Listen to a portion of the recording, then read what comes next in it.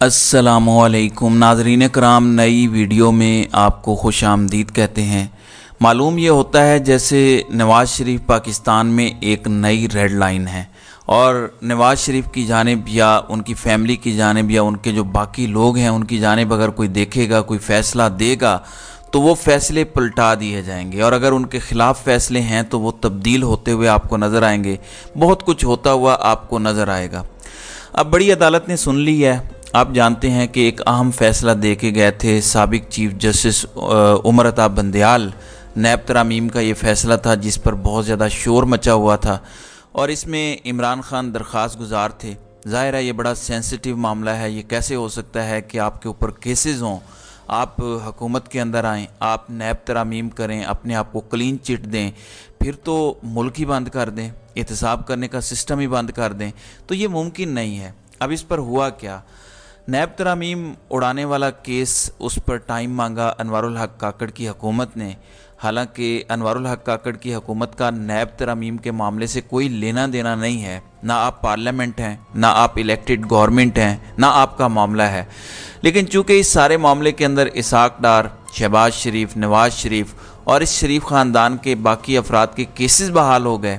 हालांकि वो केसेस बहाल हो भी जाएं तो होना कुछ नहीं है। एट दी एंड इन्हें रिलीफ मिलना ही मिलना है और हम नवाज़ शरीफ से के हवाले से जानते हैं कि उनके ख़ानदान ने जो चाहा, उन्होंने जो डिमांड की, वो डिमांड ऊपर वालों की जानिब से, ताकतवरों की जानिब से पूरी की गई। लेकिन अब लगता यह है कि सुप्रीम कोर्ट शायद नैब तरामीम के फ़ैसले को भी बरकरार ना रखे और कहे कि ठीक है, तरामीम की गई हैं, अगर आप 49 करोड़ माल बनाते हैं तो बिल्कुल ठीक है, कोई मसला नहीं है, बस 50 करोड़ आपने नहीं बनाना। 50 करोड़ बनाएंगे तो फिर आपको नैब को फेस करना पड़ेगा।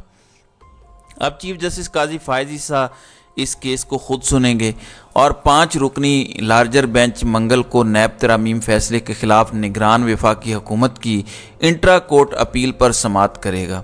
एक और भी बड़ा अहम सवाल है कि यहाँ पे जस्टिस काजी फायज़ ईसा खुद सरबराही कर रहे हैं, लेकिन जो मिलिट्री कोर्ट्स का मामला था, दीगर अहम मामलात आते हैं, वहाँ पे हमारे सीनियर जज साहिबान जिसमें ख़ुद चीफ जस्टिस भी शामिल हैं या जस्टिस तारिक मसूद हैं, ये उन केसेस में क्यों नहीं बैठते या क्यों वो केसेस नहीं सुनते? ये भी बड़ा अहम नुक्ता है जो बार बार मुख्तलिफ लीगल एक्सपर्ट्स की जानिब से उठाया भी जाता है, लेकिन ज़ाहिर है इस सवाल का कोई जवाब हमें देखने को नहीं मिलता।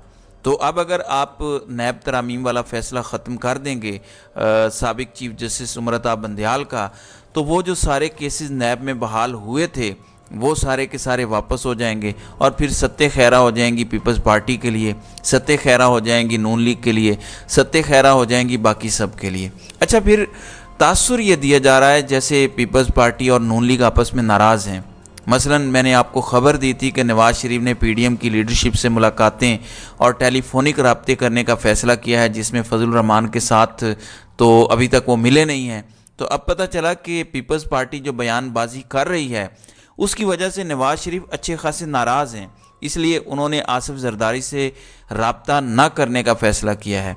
देखें, मामला ये है कि शरीफ ख़ानदान और मुस्लिम लीग नून के मुतालिक कहा जाता है कि जब उन पर बुरा वक्त होता है तो ये आपके पांव पड़ जाते हैं और जब इन पे अच्छा वक्त आता है तो फिर ये आपका गिरेबान पकड़ लेते हैं। तो फ़िलहाल मुस्लिम लीग नून और शरीफ ख़ानदान पर अच्छा वक्त है। उसकी वजह यह है कि शरीफ ख़ानदान पल झपकता है और सिस्टम और ताकतवर उनकी वो ख्वाहिश पूरी कर देते हैं।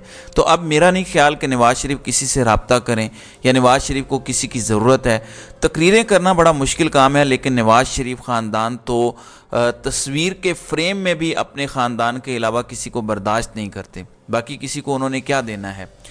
दूसरी जानिब नाज़रीन कराम, एक और बड़ा अहम मामला हुआ। इमरान खान के वकला मिलने जाते हैं तो ख़बर ये आई कि इमरान खान ने वो लोग जो मिलने वाले हैं उनकी लिस्ट मंगवाई और उस लिस्ट में से उन्होंने 2 वकला के नाम काट दिए। अब इस हवाले से ये समझ नहीं आ रही कि कौन कौन से लोग उनसे मिलने जाते हैं जिनके नाम अब नहीं हैं। अब वो 10 लोग जो उनसे मिलेंगे उनमें हामिद खान, उमैर खान न्याजी, बैरिस्टर सलमान अकरम राजा, बैरिस्टर अली सैयद अली ज़फ़र, बैरिस्टर सलमान सफदर, सरदार लतीफ़ खोसा, शुएब शाहीन, बैरिस्टर गौहर अली ख़ान, मलिक बुरहान मुअज़्ज़म और शेर अफजल मरवत शामिल हैं। लोग कह रहे हैं कि शायद बाबर अवान और कुछ दीगर का नाम भी लोग ले रहे हैं कि उनके नामों के ऊपर इमरान खान ने कांटा लगाया। बहरहाल इमरान खान ने दो लोगों के नाम पर कांटा ज़रूर लगाया है। अब इस कांटे के पीछे क्या मकासद हैं, क्या इमरान खान जो हिदायत दे रहे थे वो वाली हिदायत फॉलो नहीं कर रहे थे, या इमरान खान जो बात कर रहे थे वो बातें कहीं और पहुंच रही थी। अब जाहिर है ये इमरान खान का इस्तेकाक है, क्योंकि आप जानते हैं कि जेल में होता इस तरह से है कि लिस्ट जाती है इमरान खान के पास मिलने वालों की, फिर वो अप्रूव करते हैं कि मैं इन लोगों से मिलना चाहता हूं, तो वही लोग उनसे मिलते हैं। अब ये जो लिस्ट है ये इस्लामाबाद हाई कोर्ट में जमा करवा दी गई है।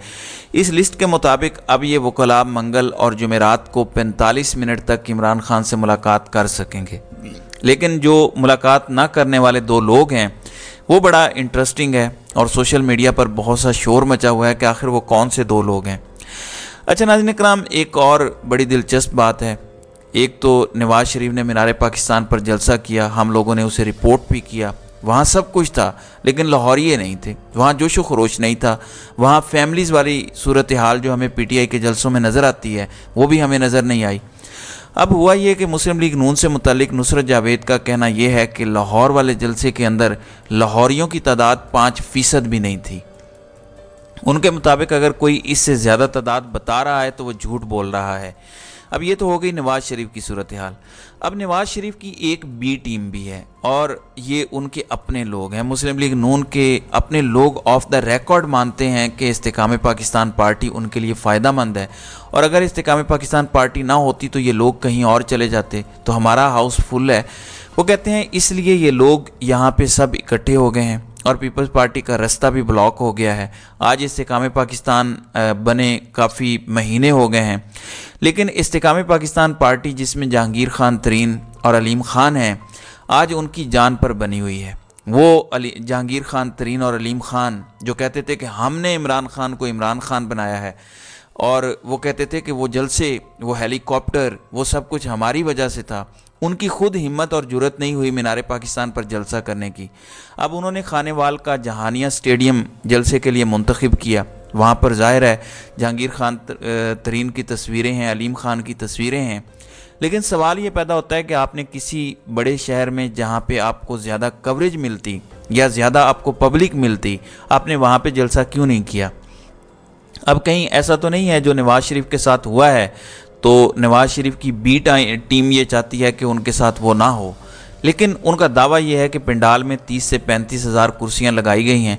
अब वो इलाका करीब पड़ता है जनूबी पंजाब के, और अब मुझे ये ना कहिएगा कि करीब कौन कौन सी शुगर मिलें हैं और कौन कौन से लोग वहाँ पे आएंगे। ज़ाहिर है वहाँ का तबका तो आएगा, वो मसला नहीं है, लेकिन बात सिर्फ वही है कि आज वहाँ पे कौन सा ऐसा रहनुमा होगा जिसकी तकरीर सुनने के लिए लोग टीवी पर इंतज़ार करेंगे और लोग कहेंगे कि फ़लाँ की तकरीर है और उसका ये मंशूर है।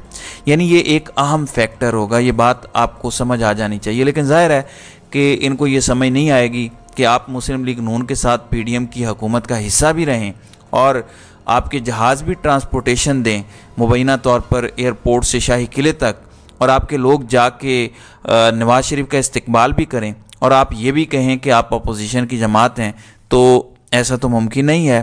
पाकिस्तान के लोग बड़े तेज़ हैं और उनको पता है कि ये मुस्लिम लीग नून का ही बुनियादी तौर पर आज खानेवाल में जलसा है। तो अब देखते हैं, अभी तक तो कोई हलचल नहीं है, देखते हैं आगे क्या होता है।